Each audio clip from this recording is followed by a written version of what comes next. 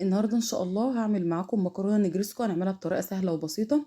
اول حاجه كده نسمي الله ونصلي على الرسول. اللهم صل وسلم وبارك على سيدنا محمد وعلى اله وصحبه اجمعين.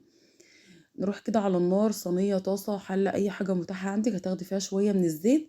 هتسيب الزيت كده لحد ما يسخن كويس. ومعايا هنا صدر فرخه مقطعاه مكعبات كده صغيره. لازم يكون الزيت سخن. تنزلي بالفراخ في الزيت على درجه حراره عاليه عشان ما تنزلش الميه اللي فيها. هنبدأ نديلها صدمة ونقلبها بالشكل ده كده.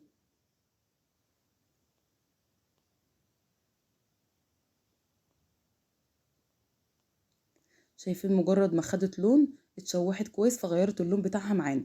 بعد كده هننزل عليها ببصلايه. البصلايه دي بصلايه وسط كده. قطعتها برضو البصل قطع صغيره، ما تكونش القطع بتاعتها كبيره.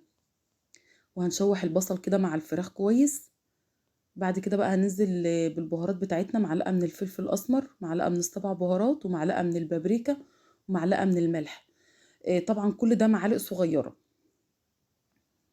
هنقلب كده كويس ونعصج الفراخ كده مع البصل كويس لحد ما البصل يتعصج ويغير اللون بتاعه.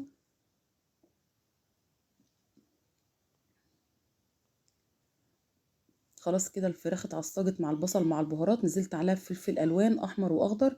وما تقفيش على نوع فلفل معين. يعني لو عندك اخضر حطي، احمر حطي، اصفر حطي، اي نوع فلفل عندك حطيه. يعني مش شرط الثلاث الوان او لونين، اي لون موجود عندك ومتوفر حطيه. خلاص كده اتعصجت. ونزلت كده شويه من الزيتون بس ما كترتوش عشان ما يكونش حادق فيحدق معانا المكرونه. وقلبته كده كويس. وخلاص كده الفراخ اتعصجت كويس. هنشيلها من على النار. ومعايا هنا ميه بتغلي. هنسلق المكرونه. نزلت كده بكيسين من المكرونه. نسلق طبعا المكرونه كويس لان المكرونه بتدخل الفرن بتتشمع وبتاخد لون، فلازم تكوني سلقاها كويس. خلاص كده المكرونه اتسلقت كويس. هنصفي عليها صفها كده في مصفى عشان تنزل الميه اللي فيها تماما. وفي نفس الحله اللي احنا سلقنا فيها المكرونه هنعمل فيها البشاميل. عفوا. حطيت مكعبين من الزبده وشويه من الزيت واربع معالق من الدقيق. كل معلقه دقيق بتاخد كوبايه من الحليب وكوبايه من الماده الدهنيه زيت، ومعلقه من الماده الدهنيه زيت او سمنه او زبده. يعني لو حطيتي معلقه دقيق بتحط لها معلقه سمنه او معلقه زيت، حاجه من الاتنين. بعد كده نزلت باربع كوبايات من الحليب وخدت عليهم رشه من الفلفل الابيض وخدت شويه من الملح. ظبطت كده الملح بتاع البشاميل.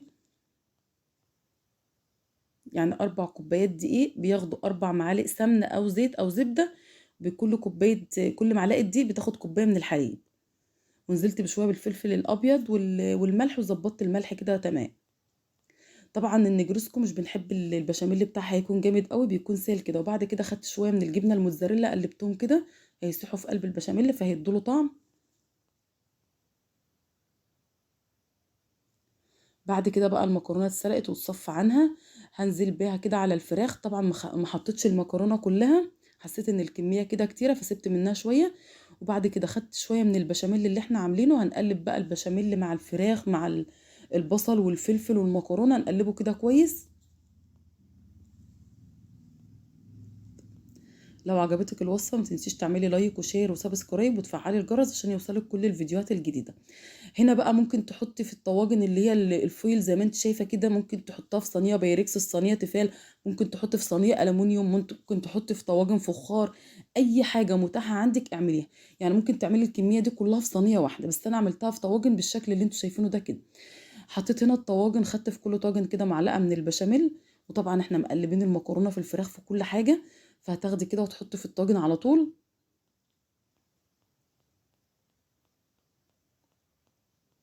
خلاص كده تمام. مليت الطواجن وبتسيبي بقى. يعني ما تمليش الطاجن قوي عشان لسه هتحطي البشاميل.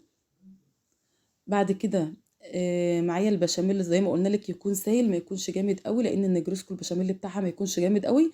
هنغطي وش المكرونه بالشكل اللي انتوا شايفينه ده كده.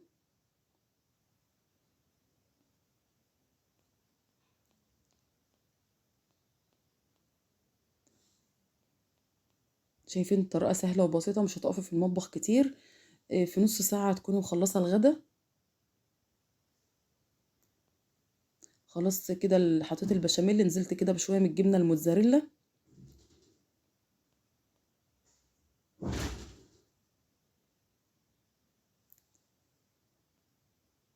طبعا الجبنه هنا هتدي لها طعم برضو وهتدي لها مطه معاكي. وهحط كده كام واحدة من الزيتون على وش الطواجن، وهندخلها الفرن. هتولعي الفرن من تحت وتحطي المكرونة على الرف اللي في النص.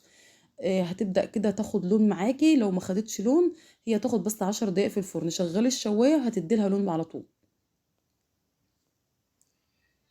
بس طبعا قبل ما ندخلها الفرن هنحطها على صينية. حطيها بقى رص الطواجن دي على، لان الطواجن ده فويل فمش بتتحمل، مش هتعرفي تحطها كده في الفرن مباشر. حطها كده على صينية بالشكل اللي انتوا شايفينه ده كده.